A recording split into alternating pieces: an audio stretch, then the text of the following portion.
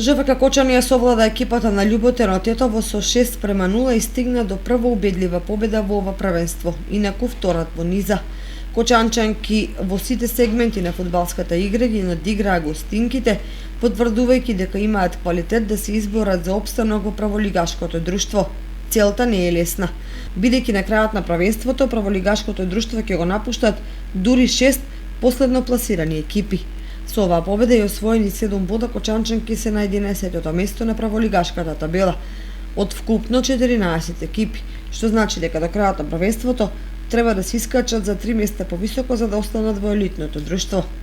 Еве ги резултатите од 9-тото коло. Кочани Љуботен 6:0, Каменица Саса Плачковица 14:0, Драгон Спортски центар Истатов 2:1, Борец Атлетико 2:1, Речица Топгол 1:1. Надпреварот Анс Юнајтед Деспина Прилеп е одложен за следната среда.